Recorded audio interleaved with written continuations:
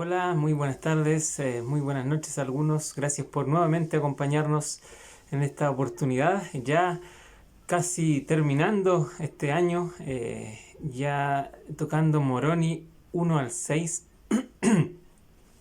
Entonces, eso ya nos suena a que estamos en la recta final y estamos muy entusiasmados de poder ver lo que trae hoy día Moroni. La clase que se llama Para guardarlos en la vía correcta. Comprende de Moroni 1 al 6 hasta mañana domingo 6 de diciembre.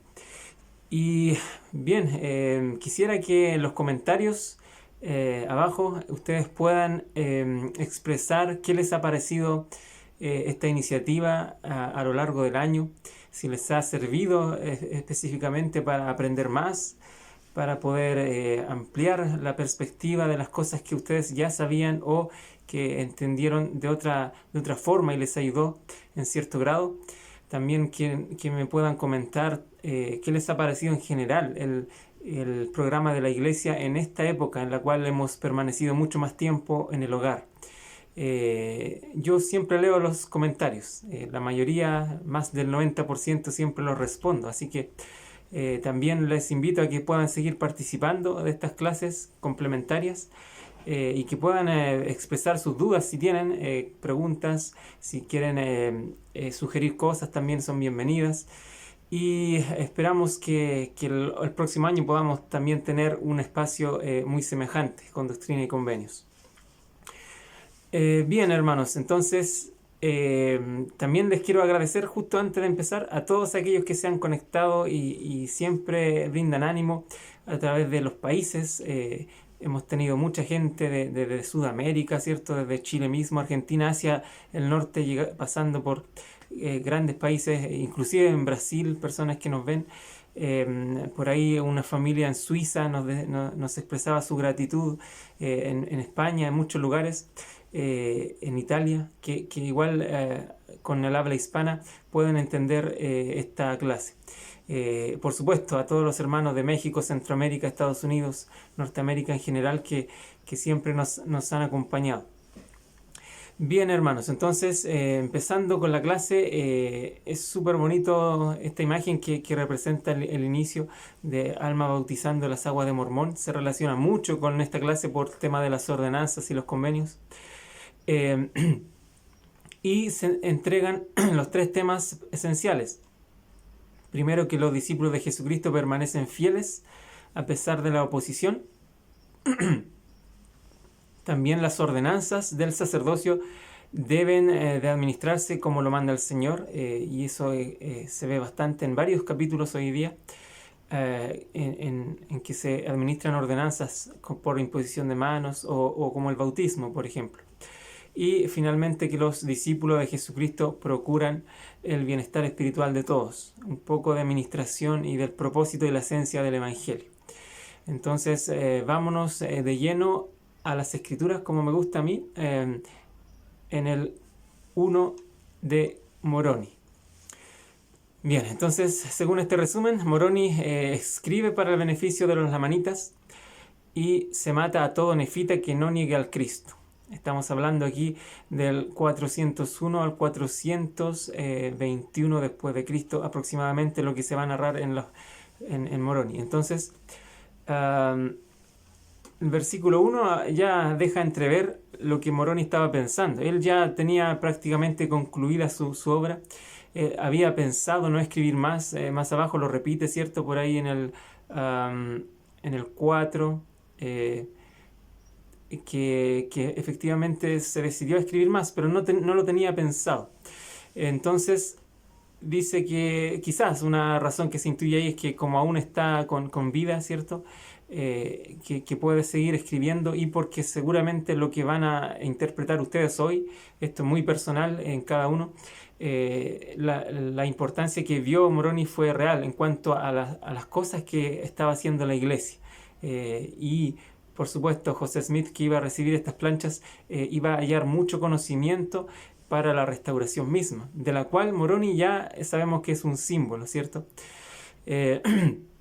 Entonces, en el versículo 2 Dice, porque he aquí sus guerras entre ellos mismos son extremadamente furiosas y por motivo de su odio matan a todo nefita que no niegue al Cristo. Y estas palabras fuertes y claras de Moroni me llegan a retumbar en la mente. No negaré al Cristo, de modo que ando errante por donde puedo para proteger mi propia vida.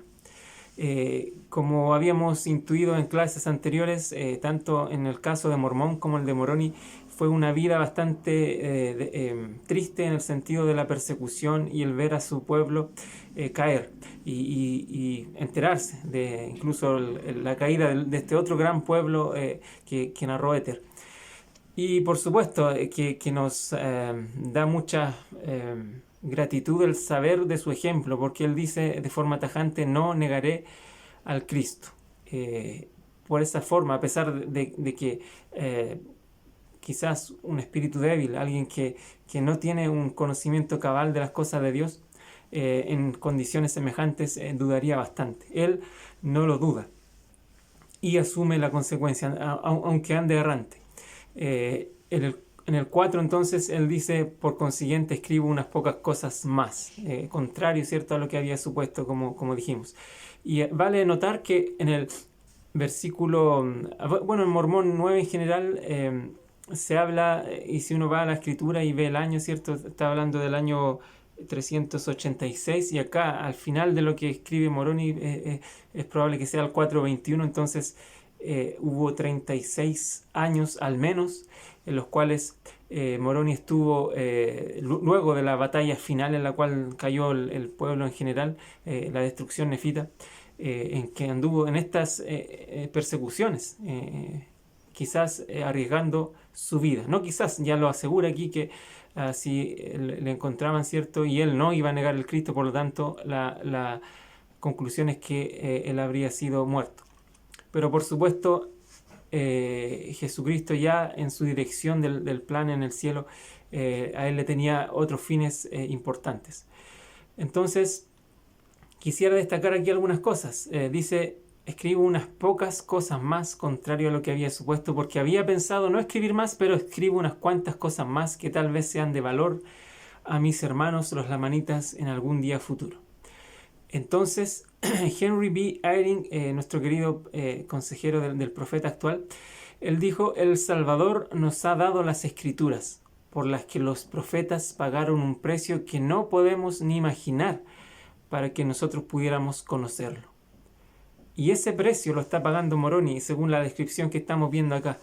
Es por eso que en este capítulo, que es bastante breve, de solo 4 versículos, hallamos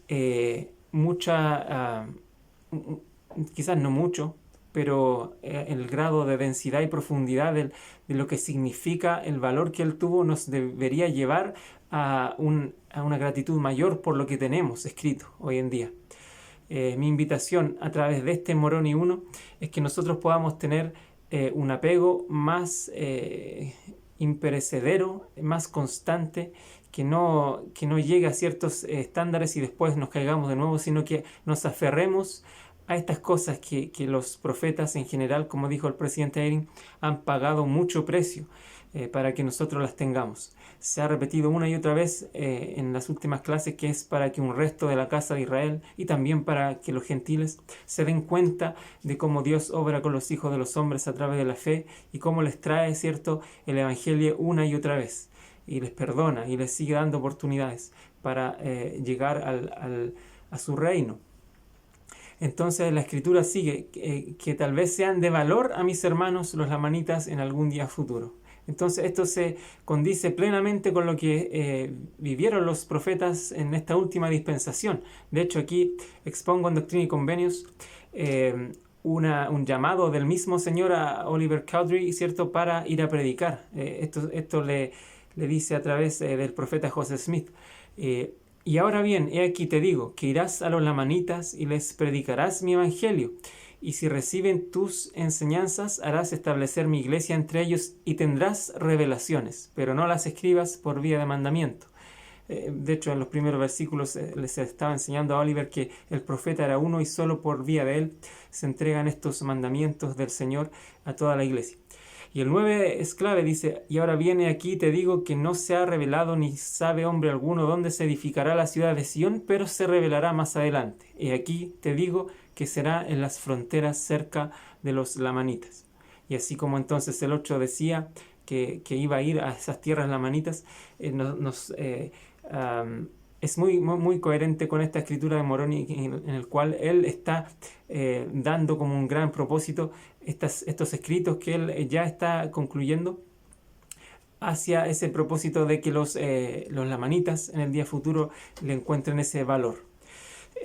Cabe señalar también al margen las cosas que hizo Moroni, tengámoslas presentes.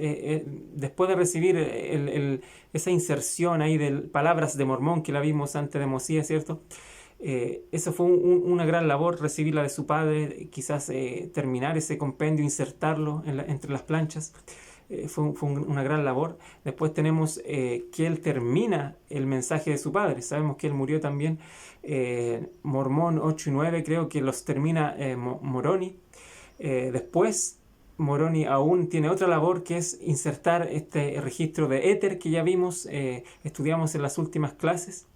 Y finalmente él agrega su propio libro, Moroni. Entonces, él hizo hartas cosas. Pareciera que Moroni es como una pizca, ¿cierto?, final del libro, pero no es una pizca, es la verdad, él hizo mucho. Y por eso es que hoy en día también ha venido a ser un símbolo de preparador de la restauración y un anunciante, que también podemos analizarlo quizás con más detenimiento después o en otras clases, sobre todo también en este próximo año que hablaremos de eso. Entonces, en el Moroni 2, aquí dice que Jesús dio a los 12 discípulos nefitas poder para conferir el don del Espíritu Santo. Y el 1 directamente dice las palabras de Cristo, las cuales habló a sus discípulos los 12 que había escogido al imponerles las manos. Los 12. Y curiosamente, cabe señalar también acá más abajo, él les menciona que estas cosas que él le está enseñando, las maneras, las formas, así lo hacen mis apóstoles. Entonces estos 12 evidentemente, como dijimos también hace como un mes, se les llama 12 discípulos, pero en el fondo eran 12 apóstoles también. ¿Por qué? Porque eran testigos especiales. Vamos a leer también una cita con respecto a eso para aquellos que quizás no asistieron a la clase o para que tengan mayor fundamento ante este tema. Son estos 12 escogidos que tenían este sacerdocio. Entonces, y antes de seguir, conviene también recordar que, bueno, en base a lo que yo he aprendido durante el año y en mi vida, a mí me encanta, como dije en el pasado, aprender de secuencias, de relaciones, de conexiones, etc. Pero acá se ve una secuencia grande. La verdad es que acá se está hablando en Moroni 2 acerca del Espíritu Santo y por supuesto del sacerdocio. En Moroni 3 después estamos hablando de ya más del sacerdocio y en cuanto a formas en que se ordena. Y directamente en el 4 y 5 estamos hablando de una ordenanza, que es la Santa Cena. Luego el 6 se habla un poco de cómo se vivía la fe comunitariamente, incluso cómo se ordenaban los nombres, todo eso, cómo se ministraba. Entonces vemos aquí hay una secuencia clave, no fue como al azar, no fue que Moroni estaba simplemente describiendo lo que se le venía a la mente. Él quiso entregar a través de este método de secuencia la importancia que existe y que radica en el hecho de que el Espíritu Santo es el proporcionador de todo esto, incluso de los órdenes al sacerdocio, como vamos a también tocar en breve, porque el sacerdocio también se sustenta en el poder de la divinidad que viene del Espíritu Santo. Entonces, Espíritu Santo, sacerdocio, luego las ordenanzas, los convenios. Es decir, todas estas cosas, la Santa Cena, el bautismo, no serían posibles si no hubiera autoridad y por ende si no fueran habilitadas por el poder de la divinidad.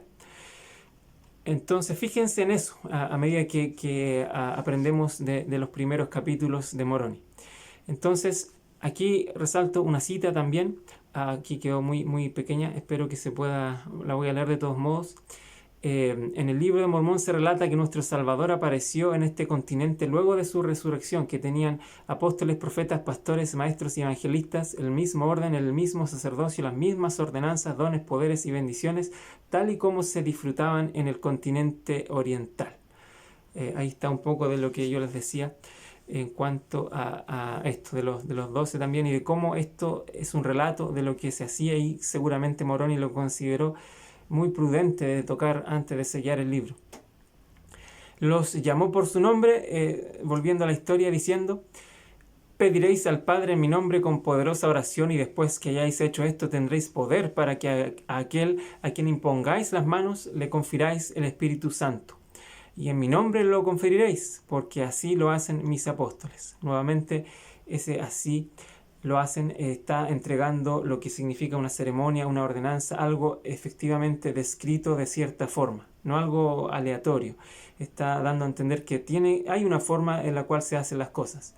Es por eso que también la casa de Dios es una casa de orden, la iglesia en general. Y es por eso también, hermanos, aquellos que muchas veces han tenido la inquietud de por qué las cosas no son tan libres y libres de programas, normas, etcétera, es básicamente por eso. Porque imagínense la confusión que habría en el mundo si la misma iglesia de Cristo fuera desordenada y hiciera las cosas un obispo como quiere, el otro obispo como él quiere, el otro presidente, el otro misionero, cada uno según su punto de vista. Por supuesto que el ser humano tiene sus agentes vitales como el cerebro, el corazón, que le harían tomar rumbos distintos quizás, si es que no se dejara llevar siempre por el espíritu. Como no tenemos esa compañía constante al grado de como la tendríamos en el reino celestial, por ejemplo, sería ineludible tomar decisiones sin el espíritu en ese estado celestial. Pero como estamos en un estado terrenal con muchas necesidades, con muchas distracciones, por supuesto que el Señor provee este medio, el poner normas, ordenanzas, convenios, para que nos acordemos de estos a través de nuestra cotidianeidad. Entonces, así lo hacen mis apóstoles, dice ahí, y evidentemente el presidente Packer iba a salir acá. Es una cita famosa que quiero que la recuerden: las ordenanzas y los convenios constituyen nuestra credencial para entrar en la presencia de Dios. El recibirlos dignamente es la aspiración de toda una vida, y cumplir con ellos es el objetivo de esta vida. Cumplir con estos convenios de ciertas ordenanzas, entonces ese es un objetivo de la vida. Y es una credencial, me encanta esa palabra, para entrar en la presencia de Dios. No es en sí una credencial física que quizás hay que mostrar y es el VIP, sino más bien es algo que va quedando grabado en la vida. Por eso dice la Escritura, es presentarse sin mancha. El Señor, que todo lo ve, va a darse cuenta qué dignidad tenemos en tal momento. También es complementario a lo que él dijo. Esto lo dijo él mismo, dijo en otra ocasión: un buen comportamiento sin las ordenanzas del Evangelio no redimirá ni exaltará a la humanidad. Los convenios y las ordenanzas son esenciales. El buen comportamiento también, volviendo a la pregunta de por qué las cosas son así, ¿cierto? A veces tenemos esas preguntas: ¿por qué no es todo tan libre? Aquí otra respuesta más. Un buen comportamiento sin las ordenanzas del Evangelio no redimirá ni exaltará a la humanidad. Lamentablemente no solo requiere de portarse bien, de ser buenas personas. Ser bueno no es suficiente. Es necesario, pero no es suficiente. Y Cristo les habló estas palabras al tiempo de su primera aparición, y la multitud no las oyó, mas los discípulos sí las oyeron. Esto también me da a entender por qué quizás tan tarde se está revelando. Otra pregunta válida que podemos tener en nuestra mente es: ¿por qué recién después, en el último libro del libro de Mormón, se está dando de forma detallada lo que veremos ahora, cómo se bendecía el pan, cómo se bautizaba, etcétera, cómo se ordenaba el sacerdocio? Entonces, la pregunta podría ser: ¿por qué tan tarde? Y eso se me viene a la mente al leer esto. La multitud no las oyó, mas los discípulos sí las oyeron. Quizás hubo una protección bien pensada y planeada por el Salvador, de que aquellos que sí iban a tener la autoridad y luego pudieran establecer la iglesia llevaran a cabo las ordenanzas en primera instancia. Tal como describe Moroni a los pueblos que invadían y perseguían a la iglesia, que eran toda esa especie de hitas que se dividía y empezaba a perseguir e incluso a matar a los cristianos, es muy probable que si hubieran tenido acceso a las ordenanzas se habrían burlado, habrían profanado la iglesia, la verdad del evangelio habría sido ridiculizado en medio de todo el fervor que ellos querían tener para la fe entre sus hermanos. Entonces es probable, esto no hay cómo saberlo, pero yo creo que es probable que Jesucristo mismo en su sabiduría vio necesario esto. Y después a un profeta posterior le dio este mandato a través quizás de la inspiración de que escribiera esto, que quizás la multitud no lo oyó en ese momento y no fue escrito en Tercer Nefi de forma directa. Porque sí fue escrito de forma tal vez indirecta y lo vamos a ver ahora, pero no como esto se debe decir, por ejemplo. Entonces dice que la multitud no las oyó, mas los discípulos sí las oyeron, y sobre todos aquellos a los que impusieron las manos descendió el Espíritu Santo. Gran base sobre la cual se sustenta todo el Evangelio y las ordenanzas. En general, el reino de Dios sobre la tierra siempre va a ir ligado a que los que la llevamos hasta cierto punto en el liderazgo, sobre todo el profeta y los 12, tengan el Espíritu Santo para la manifestación y también el poder entregar este poder a los demás, delegarlo hasta cierto punto. En el Moroni capítulo 3 ya entramos a la otra fase. Después de hablar de sacerdocio y espíritu, entramos un poco más dentro del sacerdocio, ahora específicamente en oficios. Los élderes ordenan presbíteros y maestros mediante la imposición de las manos. Entonces esta es la forma. Aquí ya empezamos a usar esas palabras, como dije, formas establecidas en que los discípulos que eran llamados los élderes de la iglesia ordenaban presbíteros y maestros. Y acá es la primera vez que se mencionan estos oficios que son del sacerdocio arónico, netamente.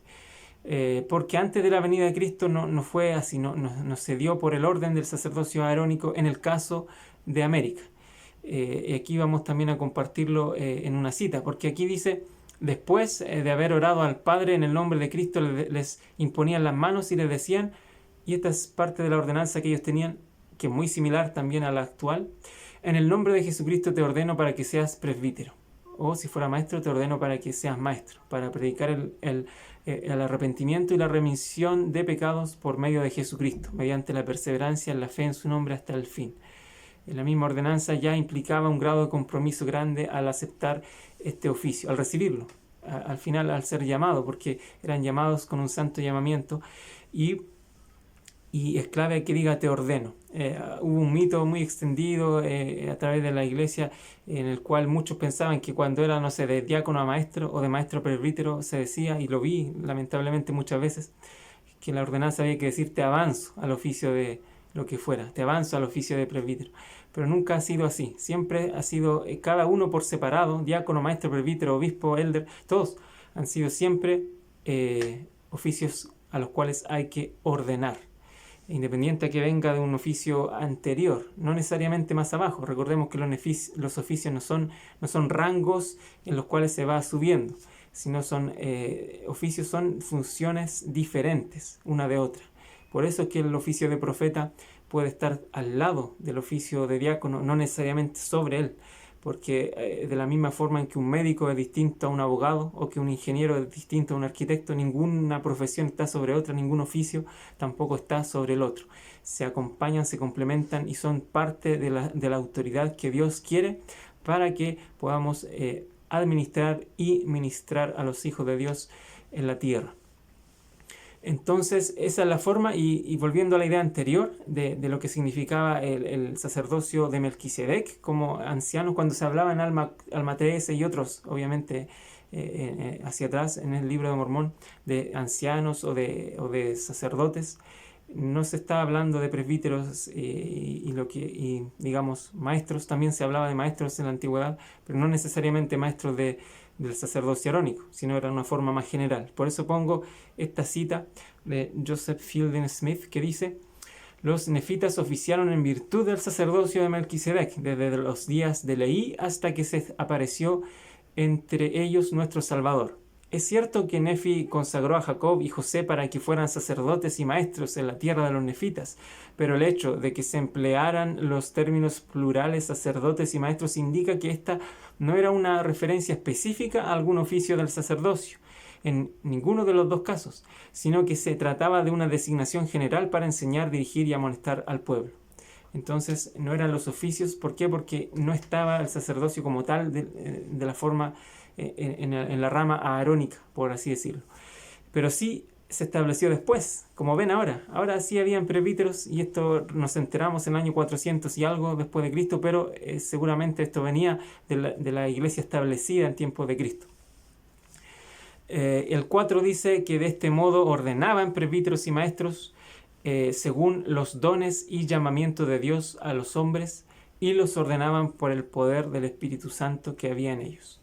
No tenemos aquí mucha información de cómo la tenemos hoy. La revelación es súper directa, en la cual enseña de que los diáconos son a los 12 años. Ahora también cambió eso un poquito en cuanto al año en que cumplen, teniendo 11 en que van a cumplir 12, ¿cierto? Después lo mismo 14, 16. Quizás acá efectivamente se hablaba de órdenes según los dones y llamamientos de Dios. Es probable que no se siguiera un patrón establecido como lo tenemos ahora. No tenemos tampoco cómo saberlo, pero evidentemente en el Nuevo Testamento también funcionó así. Habían presbíteros, no sé, de 60 años, si uno va a la historia. Por eso a lo mejor se guiaban directamente por ser ordenados, pero según los dones y llamamientos de Dios. Ahora la iglesia tiene una organización distinta, por revelación también, y es también por estos rangos de edades que pueden ir cambiando también de acuerdo a la revelación del profeta. Los ordenaban por el poder del Espíritu Santo. Y aquí esto a muchos les ha traído un poquito de duda, porque casi todos, por conocimiento básico, desde la primaria, ¿cierto? Sabemos que se ordena por el poder del sacerdocio, ¿cierto? No por el poder del Espíritu Santo. Pero no es tan así como una cosa excluye la otra.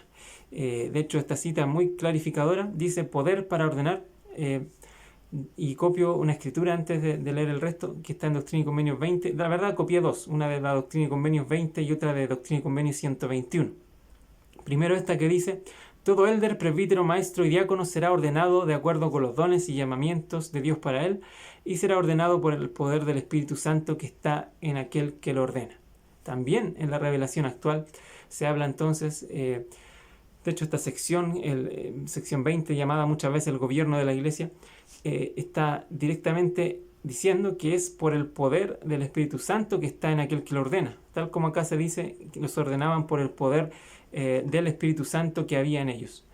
Pero también en la sección 121 dice: y de cierto te digo que las condiciones de dicha ley son estas: todos los convenios, contratos, vínculos, compromisos, juramentos, votos, prácticas, uniones, asociaciones o aspiraciones que no son hechos, ni concertados, ni sellados por el Santo Espíritu de la promesa, así por el tiempo como por la eternidad, mediante el que ha sido ungido, y esto también de la manera más santa, por revelación y mandamiento, por conducto de mi ungido, a quien he nombrado sobre la tierra para tener este poder, y he nombrado a mi siervo José para que tenga este poder en los últimos días, y nunca hay más de una persona a la vez sobre la tierra a quien se confieren este poder y las llaves de este sacerdocio. Ninguna eficacia, virtud o fuerza tienen en la resurrección de los muertos, ni después, porque todo contrato que no se hace con este fin termina cuando mueren los hombres. Para que la idea esté más clara y quitando las ideas del medio, podríamos resumir que aquí dice: todos los convenios y estos hechos, ¿cierto? Dice que no son hechos, ni concertados, ni sellados por el Santo Espíritu de la promesa. Y nos saltamos acá, dice: ninguna eficacia, virtud o fuerza tienen en la resurrección de los muertos.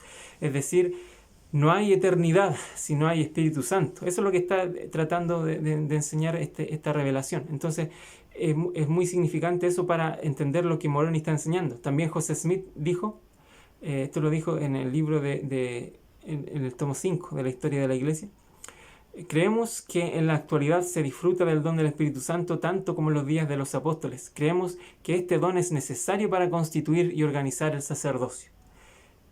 Volvemos a esto. Aprendemos de la secuencia. Aprendemos, primero, Moroni 2, ¿cierto? Está hablando del Espíritu, enfatizando mucho eso, el Espíritu. Y también menciona el sacerdocio. Y ahora Moroni 3, el sacerdocio en sí, y con oficios. Y luego desde el 4, ¿cierto? Ordenanzas, ya. Hay una secuencia muy importante y tiene relación con lo que dice ahí el presidente, el profeta. Pasando entonces ya de plano a Moroni 4, aquí quisiera que nos detengamos porque está hablando de la ordenanza de la Santa Cena. Acá dice también la forma en que sus célderes y presbíteros administraban la carne y la sangre de Cristo en la iglesia y las administraban de acuerdo con los mandamientos de Cristo. Muestra incluso cómo lo hacían así, a ese nivel, arrodillándose, orando. Y aquí está la gran oración, que primero dice: oh Dios, Padre eterno, en el nombre de Jesucristo, tu Hijo, te pedimos que bendigas y santifiques este pan para las almas de todos los que participen de él, para que lo coman en memoria del cuerpo de tu Hijo y testifiquen ante ti, oh Dios, Padre eterno, que están dispuestos a tomar sobre sí el nombre de tu Hijo y a recordarle siempre y a guardar sus mandamientos que él les ha dado, para que siempre puedan tener su espíritu consigo. Amén. Entonces, ahí tenemos claramente la bendición del pan, y con eso termina el Moroni 4. Y aquí quisiera también aludir a la base de la ordenanza, porque uno también podría decir por qué tan tarde se está revelando esto y por qué aparece ahora aquí, de dónde salió esto. ¿Acaso Moroni tenía la tarjetita de la Santa Cena, cierto? Entonces es bueno ir al origen de cómo Jesucristo mismo lo dijo a través de una enseñanza. Y es muy probable que también lo haya dicho y lo hayan escuchado directamente los 12 de cómo se debía efectuar la ordenanza. Pero al menos en la enseñanza Jesucristo involucra todos estos aspectos. Quizás muchos de ustedes no lo han notado, pero vayámonos a Tercer Nefi 18. En el versículo 7 ahí dice, yo marqué en rojo, por ejemplo, lo que Cristo está haciendo, ministrando, ¿cierto?, en cuanto a dar el pan, ¿cierto?, y el vino a las demás personas. El 7 dice, refiriéndose al pan: y haréis esto en memoria de mi cuerpo. Y acá en la escritura en Moroni, ¿cierto?, acá tenemos en la parte rojo: para que lo coman en memoria del cuerpo de tu Hijo. Evidentemente ahí hay un cambio, porque en uno se habla de primera persona, en otro de tercera persona, por quien lo está relatando, pero es lo mismo. En la parte azul aquí dice, lo voy a ver aquí, azul dice: y será un testimonio al Padre. Y acá tenemos en azul: y testifiquen ante ti, oh Dios Padre eterno. Acá tenemos en verde: de que siempre os acordáis de mí. Y en la ordenanza tenemos: están dispuestos a tomar sobre sí el nombre de tu Hijo y a recordarle siempre. Es básicamente la misma idea. Y tenemos acá en naranjo: tendréis mi espíritu para que esté con vosotros. Y acá también tenemos para que siempre puedan tener su espíritu consigo. Es la misma idea de la promesa del espíritu. Si nos vamos a ver a la siguiente, que está también en el Tercer Nefi 18, pero el versículo 10, marqué en rojo una parte del versículo que dice: testifica al Padre que estáis dispuestos a hacer lo que os he mandado, refiriéndose a la ordenanza misma. Y acá tenemos otro en rojo que dice, podríamos sumarle el están dispuestos, y después en rojo: a guardar sus mandamientos que Él les ha dado, que es lo mismo que aparece acá, que Cristo está diciendo: testifica al Padre que estáis dispuestos a hacer lo que os ha mandado. Eso es guardar los mandamientos que Él les ha dado. Finalmente, en la oración en Moroni 5 tenemos también la oración del agua o vino en este caso. Tenemos aquí en azul, dice el Tercer Nefi 18:11, una parte del versículo: y lo haréis en memoria de mi sangre, que he vertido por vosotros, para que testifiquéis al Padre que siempre os acordáis de mí. En la ordenanza tenemos: para que lo hagan en memoria de la sangre de tu Hijo, que por ellos se derramó. para que testifiquen ante ti, oh Dios Padre eterno, que siempre se acuerdan de Él. Es lo mismo, que siempre os acordáis de mí. Y está hablando de toda la idea, obviamente con tiempos distintos, con personajes distintos, pero el Señor mismo está milagrosamente diciendo cómo se tiene que hacer la ordenanza. Quizás le faltó decir esto, como hagan la ordenanza a base de mis palabras, pero, o quizás lo dijo y no está escrito. Y de esa forma también la obtuvo la iglesia. Acá dice en violeta, tendréis mi espíritu para que esté con vosotros. Nuevamente dice para que puedan tener su espíritu consigo. La promesa en ambas oraciones sacramentales. Y yo agrego algo súper destacable también, porque pareciera que no fuera parte de la ordenanza, pero sí lo es, que en el mismo versículo 11, en una parte del versículo dice, y siempre haréis esto por todos los que se arrepientan y se bauticen en mi nombre. Enfatizó Cristo que esto lo harán por todos los que vengan a Él, por así decirlo. Entonces en la oración del pan, también puse en gris al inicio, dice, te pedimos que bendigas y santifiques este pan para las almas de todos los que participen de él. También en la oración del vino, te pedimos que bendigas y santifiques este vino para las almas de todos los que lo beban. Un gran énfasis que es necesario tenerlo también. Entonces vemos cómo el Salvador mismo estableció esta ordenanza. Como dije, es imposible, al menos por ahora, saber cómo fue. Si efectivamente el Señor después les dio la forma directamente a los 12, si se la dio a todos, si no se la dio y los 12 la establecieron en base a eso y eso fue aprobado por el Padre, o si quizás con el transcurso de la iglesia fue siendo revelada. No tenemos idea, pero sí sabemos que Moroni la tenía. Entonces en todo ese tiempo podría haber sido el tiempo total, parcial o hacia fines, pero se obtuvo esta ordenanza en base a lo que Jesucristo enseñó. Eso es lo importante. Y las ordenanzas que están acá son literalmente las mismas que usamos hoy en día, con ciertas variaciones de las nuevas revelaciones, que es pan y agua lo que tenemos que ofrendar a Dios en la Santa Cena.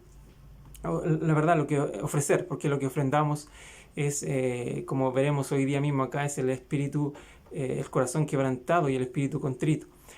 Bien, entonces este capítulo 5 y 4 tienen estas oraciones sacramentales, y yo quisiera destacar algo para todos aquellos jóvenes, incluso no tan jóvenes, que son élderes, pero sobre todo también a los presbíteros que generalmente ofrecen estas oraciones sacramentales a la congregación, que tienen ese deber de pronunciar las palabras, tanto presbíteros como élderes o sumos sacerdotes, que en algún momento les toque hacer esta ordenanza en el lugar correspondiente, arriba en el estrado. Les quiero invitar a que puedan decirlas de una forma reverente y teniendo mucho cuidado con lo que dicen realmente, sintiendo lo que se dice y entendiéndolas. Esto yo lo quiero expresar con mucho respeto, no quiero que se malinterprete como si fuera una reprimenda ni nada, pero la verdad es que muchas veces he visto cómo se lee de una forma distinta. Les voy a dar solo un ejemplo. Evidentemente sabemos de que esta ordenanza, si nos equivocamos, tenemos que corregirnos de inmediato y puede seguir, pero de forma corregida. Tampoco es necesario, según las nuevas normas, empezar de nuevo. Pero si yo, por ejemplo, digo, y testifiquen ante ti, oh Dios, que están y me salté el Padre Eterno, puedo volver a decir esa parte nomás y seguir adelante. Lo importante es que en todo lo que yo haya dicho, haya pronunciado las palabras exactas. Antes, la instrucción era volver a empezarla de nuevo. Ahora se acepta la corrección inmediata. Evidentemente hay una autoridad, que es el obispo o el presidente, que esté ahí para decirle si está bien o no, sino que la repita. Evidentemente hay una autoridad local que decide eso. Sin embargo, quisiera destacar algunas cosas en las cuales he visto que hay mucha equivocación, y solo para que lo tengan en cuenta aquellos que ofrecen esta. Por ejemplo, en Moroni 5, lamentablemente he escuchado muchas veces que cambian el hecho del presente en el verbo acuerdan a un subjuntivo. Es otro tiempo verbal. Entonces, en vez de decir, oh Dios Padre Eterno, que siempre se acuerdan de Él, Ellos muchas veces he escuchado que dicen Padre eterno, que siempre se acuerden de Él, como un subjuntivo, un deseo, como que ojalá se acuerden de Él. No, no, la oración dice que se acuerdan, aquellos que siempre se acuerdan de Él. Ellos son los que están acá haciendo el convenio, ¿cierto? O sea, para eso se está haciendo el convenio, eso quiero decir. Que en el fondo la oración la podamos entender, porque al entender la oración nos vamos a dar cuenta por qué están esos tiempos, por qué están esas palabras, por qué están estos elementos incluyendo, por qué está esa promesa, por qué está ese convenio, por qué, por qué el convenio de acordarse se repite en las dos oraciones, etcétera. Y nos daremos cuenta que al darle mayor énfasis al significado de estas oraciones, que son importantes, por eso es necesario decirlas tal como son, también aumentaremos en nosotros el amor por el sacrificio de Cristo, porque eso es lo que representa la Santa Cena en el fondo. Primero el convenio, pero todo lo otro que se hace después del bautismo, ¿cierto?, viene a significar el fruto de la expiación de Cristo, que es el arrepentimiento, el tomar convenio, el acordarse de él, tomar sobre sí el nombre de Jesucristo. Eso era como un paralelo para que todos podamos tener eso en nuestra mente continuamente, valga la redundancia. Y esa es, como acá en el 4 decía, la forma, ¿cierto? Acá en el 5 dice la manera, en el fondo es algo establecido y tiene que hacerse así.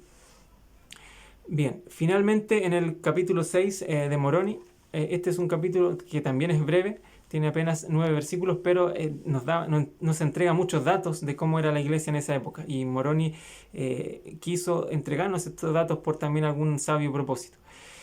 Primero el resumen dice que las personas que se arrepienten son bautizadas y hermanadas en la iglesia. Los miembros de la iglesia que se arrepienten son perdonados. Y cómo entonces las oraciones son dirigidas por el Espíritu. Vuelve a tocar ese punto. Entonces, dice en alguna parte aquí, dice, aquí eran bautizados élderes, presbíteros y maestros. Esto a algunos también les ha generado cierta confusión porque de hecho hay algunas interpretaciones no oficiales que he visto por ahí de algunos que han dicho, no, aquí el libro de Mormón habla del bautismo por los muertos, porque solo en un bautismo por los muertos un presbítero, un élder se va a bautizar, ya siendo presbítero o élder o maestro.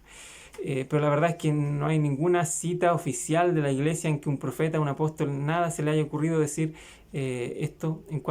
Lo más probable es que lo que se refiere acá es simplemente lo que está diciendo esto, que eran bautizados élderes, presbíteros y maestros. En otras palabras, eran bautizados y luego recibían el sacerdocio rápidamente para tener estos oficios. Es decir, para tener un presbítero, un maestro, un élder, había que bautizarlo primero. Es decir, por eso dice, hablo concerniente al bautismo. Y después dice esto. Entonces, tampoco, como dije, no tenemos ciencia cierta de cómo funcionaban las cosas, pero de acuerdo a lo que nosotros hemos aprendido en esta dispensación del cumplimiento de los tiempos, es que también el orden, las secuencias son importantes. Y así como lo está diciendo Moroni en estos primeros capítulos de Moroni de su propio libro, el espíritu, el bautismo, el espíritu vienen de la mano para que el sacerdocio funcione después. Entonces, eran bautizados, élderes, presbíteros y maestros. Es como decir, si yo quiero tener un médico bautizado, entonces yo podría decir eran bautizados médicos, ¿cierto? Pero evidentemente es porque eran miembros después de la iglesia y también se les puede llamar médicos. En este caso se aplica el título de un oficio del sacerdocio, élderes. Entonces los élderes eran bautizados. ¿Por qué? Porque llegaban a ser élderes muy rápidamente después de obtener el bautismo.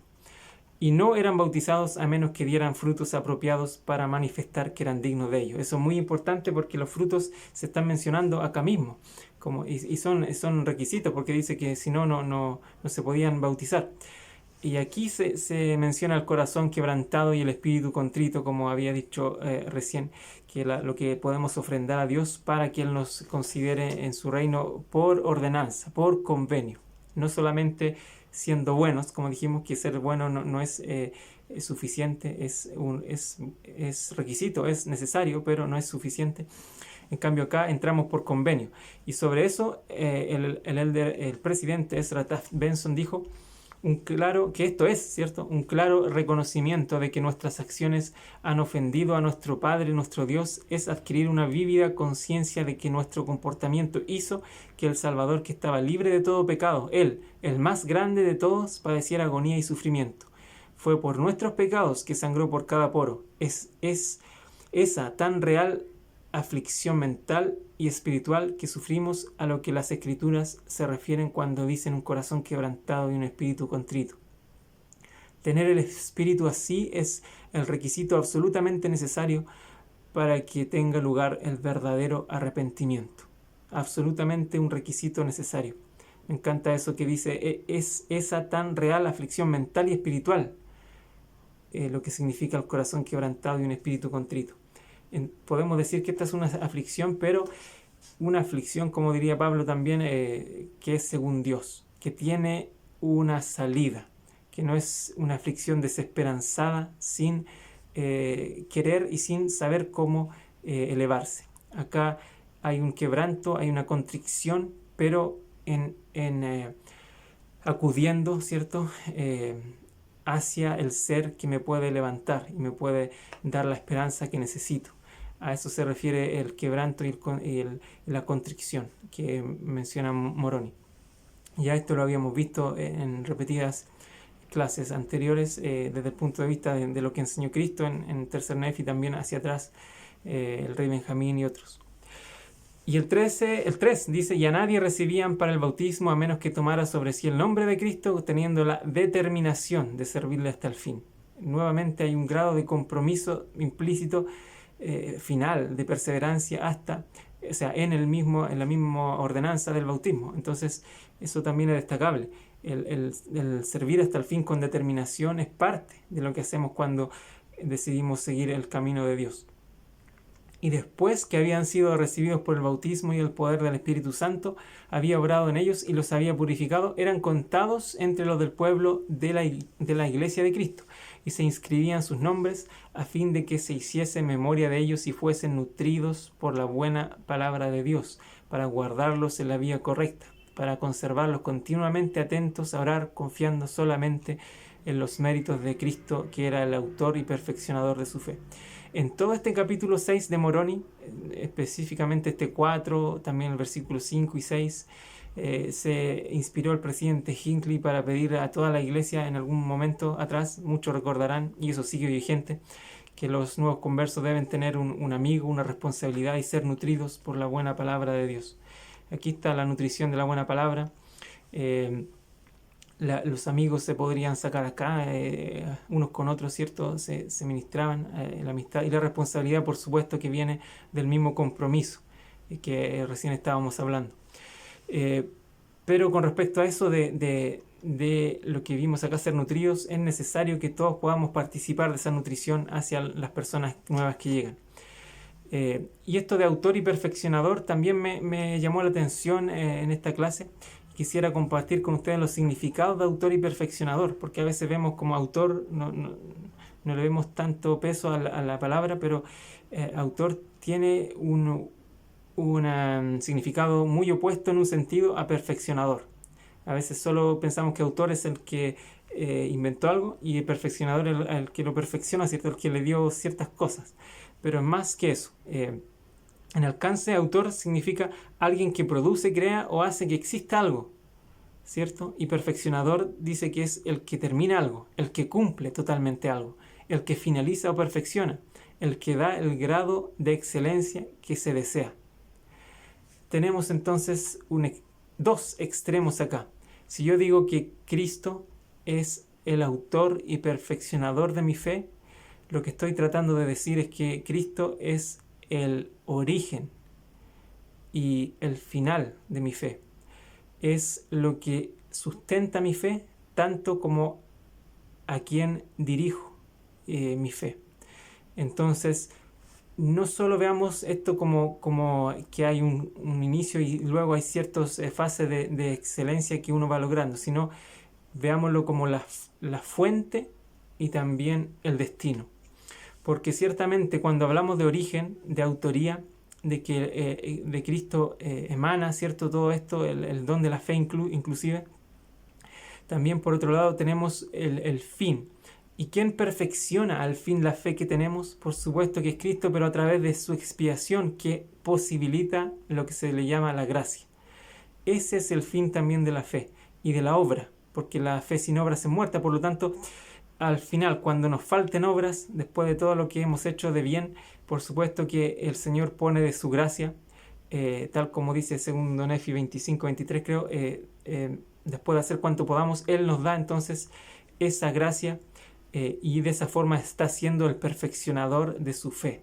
Y esto no solo en el día final del juicio, cada vez que nos falte algo y acudamos a Cristo, Él perfecciona la fe, Él acaba nuestra fe, Él termina, como dice acá, el significado. Entonces, tengamos en mente esto que me iluminó la mente en esta ocasión en que estudié el Moroni 6. En cuanto al versículo 5, esto siempre la iglesia lo ha usado para entender las reuniones de consejo de barrio, por ejemplo, reuniones en general de la iglesia en las cuales se habla acerca de otros para el bienestar de sus almas. Y eso es importante, que se hacía a menudo. Y se esforzaban, ¿cierto?, por participar en la Santa Cena con frecuencia y que no hubiera iniquidad. ¿Por qué? Porque la única forma en que fueran borrados sus nombres era por iniquidad. Y aquí pongo Mosía 1, que dice: les daré un nombre que jamás será borrado sino por causa de transgresión. Eso lo había dicho el rey Benjamín mucho tiempo atrás, y es tal cual como Moroni lo está diciendo acá. Perdón, aquí se cambió. Estamos en Moroni 6. Bien, entonces esa es la forma en la cual la iglesia se llevaba, tratando de que la administración fuera para que las personas no tuvieran iniquidad. El presidente Gordon B. Hinckley tenía mucho amor por los conversos y pedía a todos los hermanos que pudieran ayudarles a que ellos no volvieran a caer. Y eso quizás es lo que nos falta, acordarnos de aquellos que van llegando a la iglesia.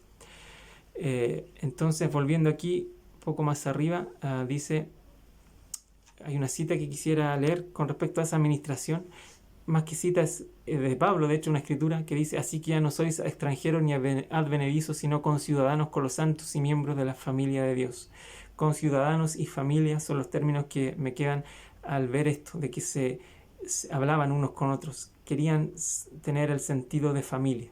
Y finalmente concluyo la clase con esta escritura en el último versículo, que dice que los de la iglesia dirigían sus reuniones de acuerdo con las manifestaciones del Espíritu, porque volvemos a donde empezamos esta clase, al Espíritu.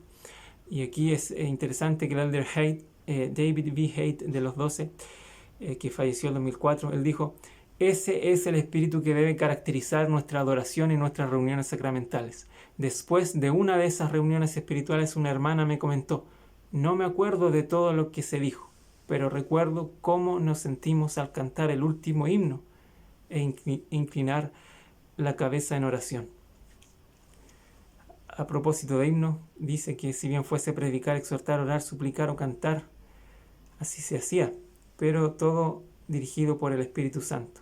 Lo que no quiere decir que las normas no se deban seguir, porque las normas fueron y han sido dadas por ese mismo Espíritu. Y como no hay mentira ni variación de cambio en la divinidad, por supuesto que el Espíritu va a guiar a hacer reuniones más poderosas, pero conservando las ceremonias, conservando las normas, pero a la vez llevando estas no a lo superficial que podría ver alguien, sino al símbolo, a lo que representan en sí, que siempre ha sido el sacrificio del Creador, de aquel que es el inicio y el fin de nuestra fe, el autor y el perfeccionador. Y lo comparto con todos ustedes con mucho amor, y nos vemos la próxima semana, en el nombre de nuestro Señor Jesucristo. Amén.